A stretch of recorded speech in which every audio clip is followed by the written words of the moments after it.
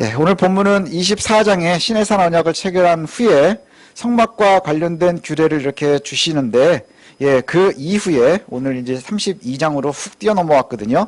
그게 제가 지난주에도 말씀드린 것처럼 우리가 스토리 중심으로, 이야기 중심으로 보는데, 하나님께서 언약을 주시고, 그리고 그 사이에 언약에 대한 아주 구체적인 이야기를 하시고, 그리고 그 끝말미에 너희가 제단을 쌓을 때 이렇게 나한테 제단을 쌓아라. 그러면서 토단과 그 다음에 번제, 화목제에 대한 이야기를 하시고, 그리고 나서 그 뒤로 넘어가면 성막에 대한 또 명령을 주십니다. 성막을 이렇게 만들어라.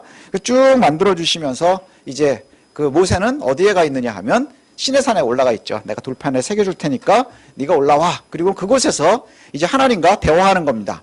대화하면서 언약을 받는 그 사이에 있었던 일입니다. 예, 그 이야기가 이제 오늘 본문에 들어가는데, 우리가 그 앞뒤 문맥을 좀 보면 그 성막 규례가, 성막을 갖다가 어떻게 만들어야 되고 그것이 어떻게 운영돼야 되는지를 갖다가 알려주시는 말씀이 34장까지 이어지거든요. 34장까지 이어지는데 오늘 본문이 32장에 중간에 이렇게 들어가 있습니다. 예, 포함이 되어 있는데, 이 성막 규례 안에 이 이야기가 들어와 있는 이유가 뭘까 보면, 전체적으로 볼 때 하나님께서 언약을 주시는 중에 시내산 위에서 있을 때에 생겨난 일이 포함이 되어 있어요. 그래서 그걸 갖다가 좀 생각해 보시면 좋을 것 같습니다. 지난주에 읽었던 24장의 끝부분에 이스라엘과 언약을 맺으신 하나님께서 모세 보고 올라오라 그랬어요. 산으로 올라와라.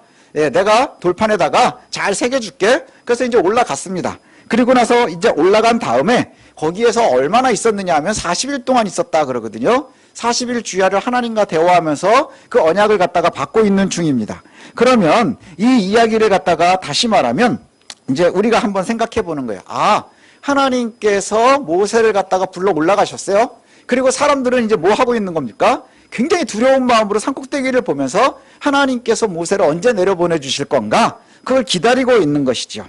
기다리고 있는데, 문제는 뭐냐 하면 하나님께서 모세와 대화하던 중에 갑자기 뭐라고 말씀하시느냐 하면, 야 모세야, 너 이제 내려가 그러시는 거예요. 그래서 하산인 줄 알았거든요. 하산이 아니라, 예, 전할 말씀을 다 주셨기 때문에 네가 이제 내려가도 되겠다 하고 얘기하시는 게 아니라, 하나님께서 전하는 중에 분노하신 거예요. 분노하셔서 너 이제 그냥 내려가라. 내가 지금 이렇게 성막을 만들고 이렇게 규례를 주고 너희가 나를 이렇게 섬겨야 되고 너와 나의 관계가 이러이러한 거야 라고 끊임없이 말씀하시던 중에 그 대화가 의미가 없어졌다는 거예요. 의미가 없어졌어요. 그래서 모세에게 야 이제 내려가라. 의미가 없어졌다. 왜 그러십니까? 라고 물었더니, 내가 애굽에서 데리고 나온 그 백성들 있지? 걔네들이 다 썩어버렸네? 이렇게 말씀하시는 거예요. 예, 썩어버렸다. 부패했다. 예, 더 이상 쓸모가 없게 됐어. 그러니 나와의 언약을 갖다가 얘네들이 나오자마자 지금 받은 지 얼마 되지도 않았는데 재빨리 어겼어요. 너무나 빠르게 이것을 갖다가 다 어기고, 그리고는 금송아지를 만든 다음에 이걸 갖다가 저기 만들어 놓고 거기다 제사하면서 그게 지들 신이라고 지금 섬기고 있어. 얘들은 목이 너무 뻣뻣한 애들이야. 이렇게 얘기를 하세요. 목이 너무 뻣뻣하다. 이게 그들의 죄목입니다. 목이 뻣뻣한 것. 그 목이 뻣뻣하다. 이 말은 뭐냐면 고집이 세서 굽히지를 않는다는 거예요.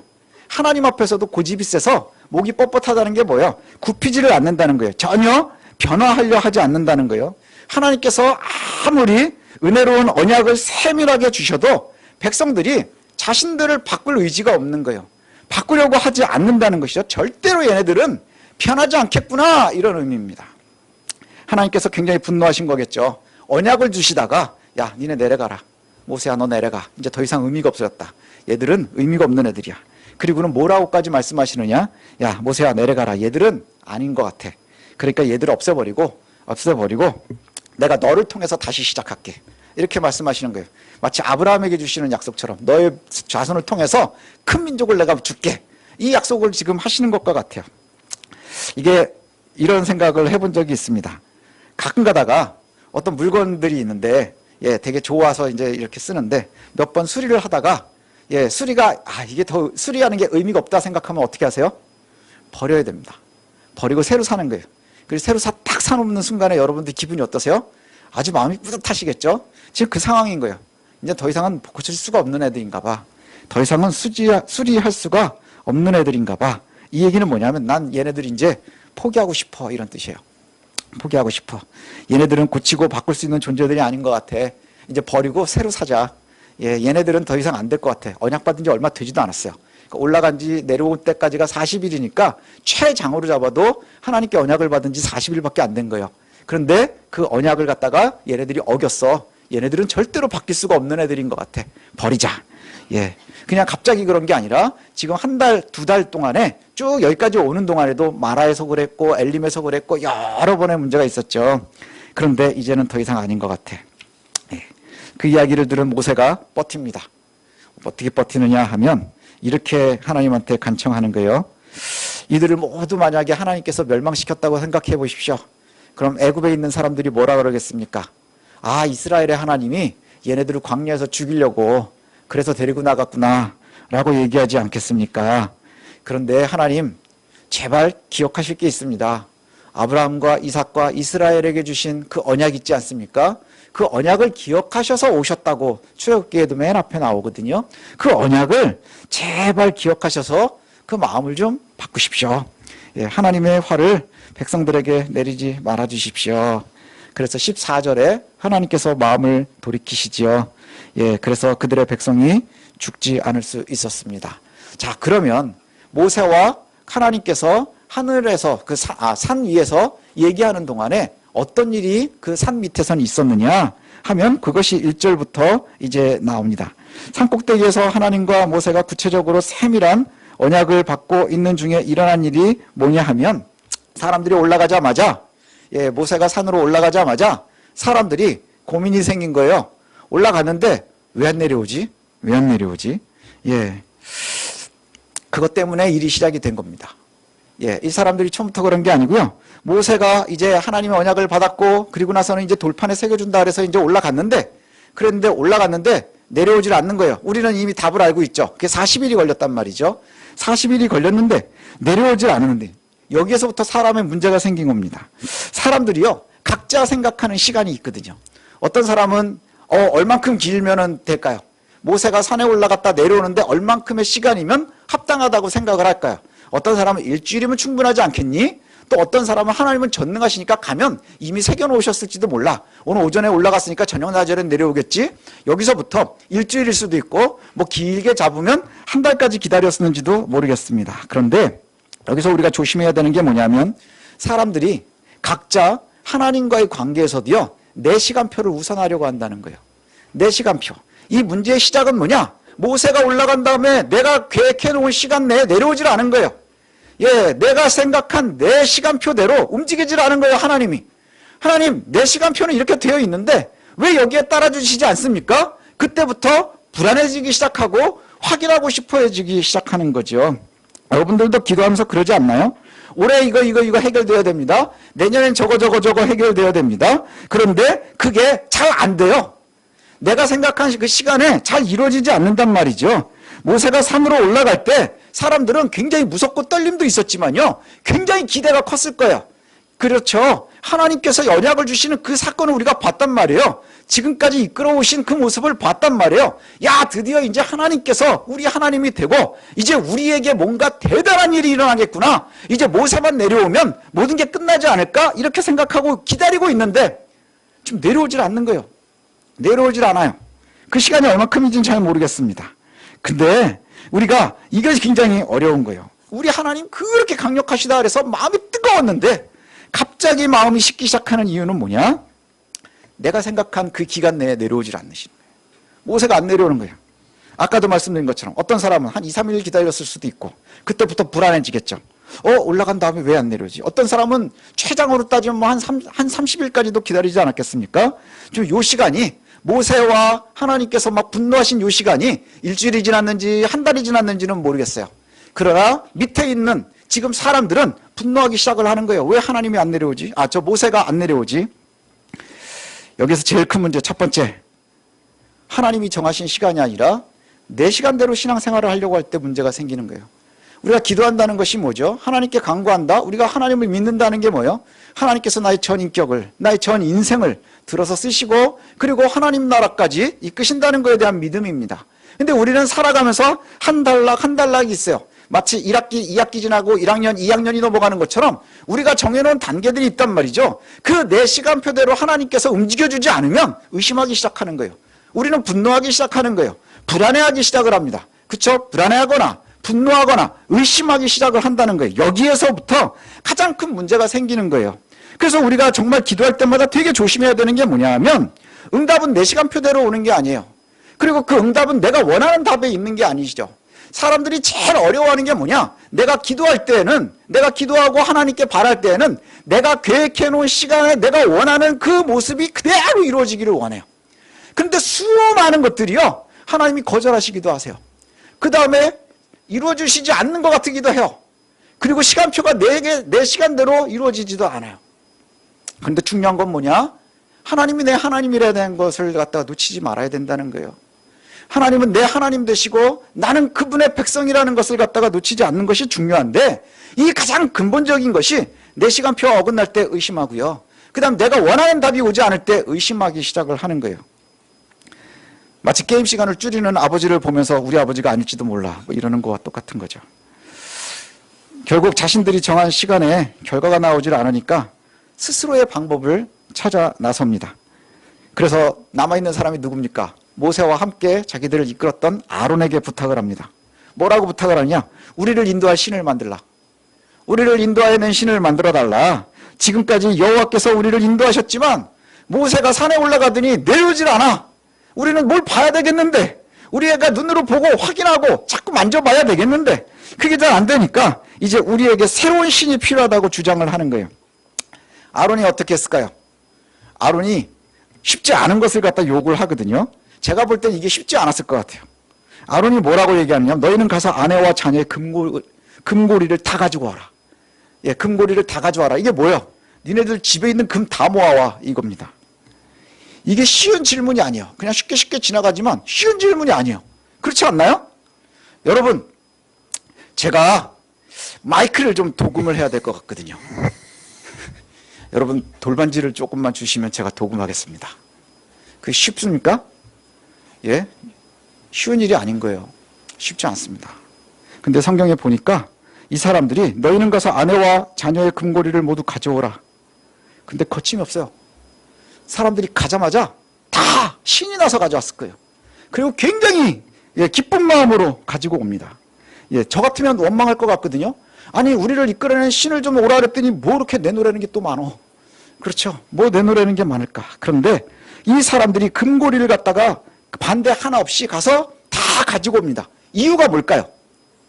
시간과도 이유가 있고 여러 가지 이유가 있는데 왜 이렇게 금세 가지고 올 수 있었을까? 이 사람들은 오랫동안 애굽에서 살던 사람들입니다. 애굽에서 뭘 봐왔나요? 예, 아주 화려한 신전을 본 사람들입니다. 아주 화려한 신상들이 널쳐 있는 시대를 살았었던 사람이에요. 그런데 이 사람들이, 그렇게 화려한 신전과 신상들을 보던 사람들이 지금 하나님께서는 언약을 주셨다고 약속을 하고는 말씀하시는데 뭐를 얘기하셨어요? 토단을 만들어라. 얼마나 초라합니까? 우리가 지난주에 살핀 것처럼 너무너무 초라한 거예요. 초라하기 그지없습니다.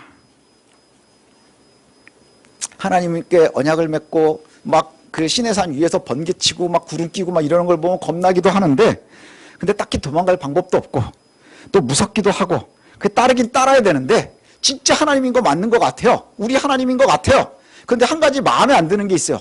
너무 초라해. 폼이 안 나. 지금까지 봤었던 애굽에서의 내가 이전까지 생각했었던 신은 아주 화려하고 크고 웅장하고 대단해야 되는데 하나님께서 요구하시는 제단이 너무 초라한 거예요. 내 생각에 맞지 않는 거예요. 내 생각에 맞지 않는 거예요. 야, 이거 너무 촌스러운데? 이런 생각인 겁니다. 이거 너무 촌스러운데? 이거 내가 생각하는 하나님 스타일이 아닌데? 하나님 완전히 나하고 스타일이 다른 거예요.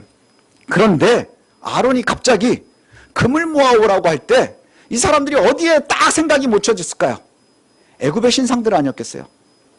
그 화려한 신상, 드디어 우리도 화려한 신전을 갖겠구나. 드디어 우리도 화려한 심볼을 가질 수 있겠구나. 이렇게 생각을 했을 거예요. 그래서 기분 좋게 금고리를 다 모아왔습니다. 다 모아왔어요. 그리고 나서는 뭘 만들었느냐? 금송아지를 만들었어요. 금송아지를 아주 끔찍하게 만들었겠죠. 아주 멋지게 금송아지를 만들었습니다. 고대 근동에서 이 금송아지는요, 권력의 상징이고 다산의 상징입니다. 그럼 고대의 다산은 뭐예요? 아주 풍요로움의 상징이거든요. 그 다산이라는 것 자체가 농사도 잘 되고 아주 풍요로워야 자녀를 많이 낳을 수 있잖아요. 그래서 다산과 권력의 상징이 바로 송아지입니다. 이거는 애굽에서도 마찬가지였고요. 그 당시에 가나안에서 출토되고 있는 모습들도 보면 다 그렇습니다. 그래서 금송아지가 그렇게 중요해요. 너무너무 익숙한 거예요. 사람들이 다 인정할 만한 것. 애굽에서도 가나안에 이미 있는 여러 다른 민족들도 다 생각하고 있는 공통의 이미지 뭐예요? 금송아지예요. 그 금송아지를 만들어낸 거예요. 금송아지를 잘 만들어냈습니다. 너무너무 익숙하죠. 그리고는 아론이요, 여기에 쐐기를 박는 게 뭐냐, 그 금송아지를 보고 기뻐하는 백성들 앞에 제단을 쌓아놓고 그리고 이렇게 선포합니다. 내일이 여호와를 위한 절기다. 내일이 여호와를 위해서 제사하는 절기다. 이렇게 얘기를 해요. 여호와께서 모세에게 분명히 알려주신 이름이거든요. 여호와. 이 본문에 여호와라고 나오는 것은 이전에 아브라함도 몰랐었던 하나님의 이름이에요. 예, 그 여호와라고 하는 이름을 알려주고 그렇게 찾아가셨는데 이제 여호와의 절일이다. 이게 뭐예요? 이전에 24장에 토단을 쌓고 너희는 나에게 번제와 화목제를 드려라 할 때에 그 말씀대로, 그래서 그 다음날 아침에 사람들이요 아주 일찍이 일어납니다. 일찍이 일어나서 금송아지 앞에 제단을 쌓아놓고 그 앞에서 번제도 드리고 화목제도 드려요. 번제도 드리고 화목제도 드려요. 24절에 이렇게 표현이 되거든요. 예, 20장 24절에는 하나님께서 이스라엘 백성들에게 이렇게 요구를 하셨어요. 내게 토단을 쌓고 그 위에 내 양과 소로 내 번제와 화목제를 드리라. 내가 내 이름으로 기념하는 곳에 내게 임하여 복을 주리라. 이게 지난주에 우리가 읽었었던 말씀이란 말이죠. 근데 이제 단을 쌓고 거기에서 번제와 화목제를 드립니다. 여호와를 찾고 있어요. 여호와의 절일이니까 여호와를 찾고 있습니다. 너무나 비슷하지 않아요? 너무나 비슷합니다. 이 사람들이 너무 만족했을 것 같아요. 너무 기뻤을 것 같아요. 은혜가 막 빵빵빵빵 넘으셨을 것 같아요. 그렇지 않습니까? 하나님께서 토단을 쌓고 화목제와 번제를 드리고 내 이름을 기념하면 내가 찾아가서 복을 주겠다 약속을 했어요. 근데 그것과 지금 하고 있는 이 되게 비슷합니다. 제단을 쌓았고 여호와의 절기를 지켰고 번제와 화목제를 드렸고 이제 이곳에 여호와께서 여호와의 이름으로 지금 기념하고 있으니 복만 주시면 되는 거예요. 상상해 보세요. 얼마나 기뻤겠습니까? 예, 하나님께서 원하시는 그 절기를 다 지키고 있어요. 근데 더 기뻤었던 이유는 뭐냐? 사실은 자기들이 생각할 때 하나님께 너무 불만이 뭐였느냐? 너무 초라한 게 좀 찝찝했거든요. 예, 내가 생각하는 거기에 하나가 딱 모자른데 이제 금송아지로 딱 만들어 놓으니까 완벽하게 퍼즐이 맞춰진 것 같지 않았겠어요? 드디어 우리 하나님의 신전이 제대로 됐구나. 뭐 이런 생각이 들지 않았겠습니까? 거기다가 아론이 이게 여호와의 절일이야. 이제 여호와의 절일이야. 근데 하나님께서 뭐라고 말씀하세요? 얘들은 안 되겠다. 너무 빠르게 벗어나는구나. 그리고 나서는 산꼭대기에서 하나님께서 그들을 뭐라고 말씀하시느냐? 멸망시켜버려야 되겠다. 진멸시켜버려야 되겠다. 이렇게 말씀하신다는 거예요. 백성들을 가장 완벽하게 하나님을 섬기고 있다고 믿었을 텐데 이스라엘은 지금 가장 완벽한 방법 아니에요. 자기들이 생각할 때 하나님께서 주신 대로 단을 쌓았고 번제를 드리고 화목제를 드리고 여호와의 이름을 찾고 그렇게 하고 있는데 한 가지 좀 부족한 게 좀 초라했는데 거기에 금으로 신상까지 딱 만들어 놨으니까 기가 막히게 완벽한 제사를 드렸는데 하나님께서는 분노하시는 거예요. 아주 분노하십니다. 그리고 이들의 죄목이 바로 목이 뻣뻣하다는 거예요. 고집을 꺾지 않는다는 것이죠. 그게 바로 그들의 죄입니다. 하나님이 원하시는 것보다 결국에는 내가 원하는 것이 중요했다는 거예요. 하나님이 무엇을 말씀하시든지 결국은 자신이 원하는 대로 하려고 한다는 것이죠. 여기에 그들의 문제가 있는 겁니다. 우리들의 모습도 여기에 있는 것 같아요. 우리가 요즘의 시대와 또 예배의 모습과 또 우리의 신앙하는 모습들을 갖다가 한 번쯤 잘 되돌아봤으면 좋겠습니다. 우리가 예배하고 신앙생활을 하면서 이 이스라엘 사람들의 모습을 보기도 합니다. 우리가 함께 예배하는 공간, 시간, 예식, 상황, 규모, 그 다음에 이끌어지는 그 부드러움, 뭐 이런 것들, 이것들을 다 생각을 하는데 하나님께서 정해놓은 게 있지만 예, 그대로 하면 되는데 내 마음에 미달이 되는 거예요. 내 마음에 좀 모자른 거예요. 그래서 거기에 조금 더 붙이고 조금 더 화려하게 하고 조금 더 웅장하게 하고 폼나게 하고, 그래서 내가 하나님의 명령을 리모델링하고 싶어 하는 거예요. 내가 원하는 대로 조금씩 바꿔보고 싶어 하는 거예요. 그리고 나니 하나님의 마음에 합하기보단 내 마음에 합한 예배에 훨씬 더 은혜를 많이 받는다 오해하기도 한다는 거예요. 예, 거기에 예전에 그런 말씀 드린 적이 있는 것 같아요. 부흥회를 갔다 오면 사람들이 많이 은혜 받았다고 하는데, 정말 말씀에 은혜 받고 회개하고 다시 내 마음을 추스리고 이게 아니라 크게 소리내고 기도하면서 내 마음이 후련해지면 은혜라고 오해하는 사람들이 있는 거예요. 내 마음에 후련해지면 그게 뭐냐? 하나님 마음에 합한 게 아니라 내 마음에 합한 것을 갖다가 오해하기도 한다는 거예요. 조금 더 붙이기도 하고 떼기도 해서 내가 원하는 대로 완성하고 싶어 하는 거예요. 솔로몬 이후에 이스라엘이 둘로 나눠지지요. 남유다와 북이스라엘로 나눠지는데, 북이스라엘의 여로보암이 북이스라엘을 나눈 다음에 제일 먼저 하는 일이 뭔 줄 아세요?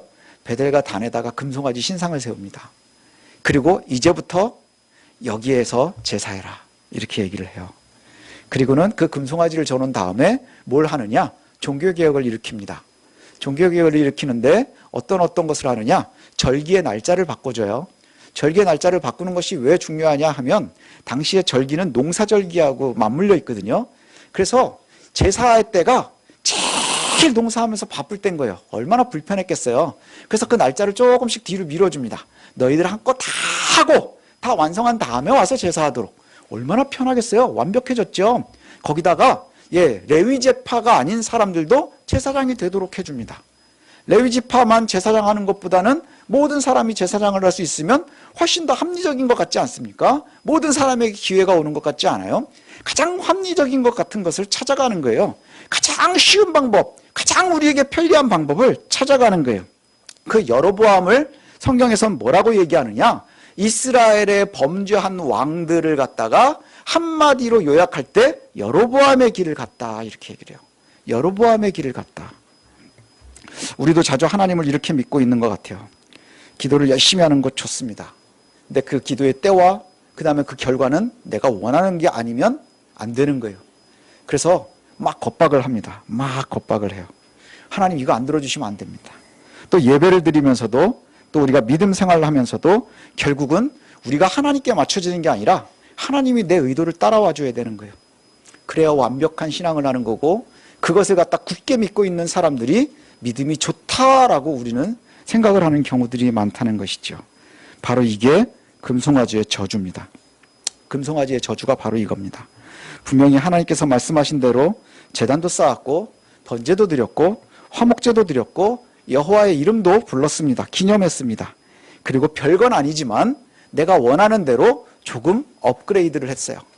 금으로 신상 하나 조그만한 거 만들었어요. 뭐 금 모아가지고 했으니 뭐 얼마나 큰 게 나왔겠어요? 잘 모르겠습니다.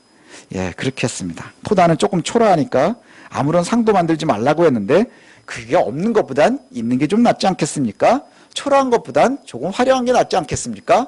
우리 마음도 좀 생각해 주셔야죠. 그렇게 만들었어요.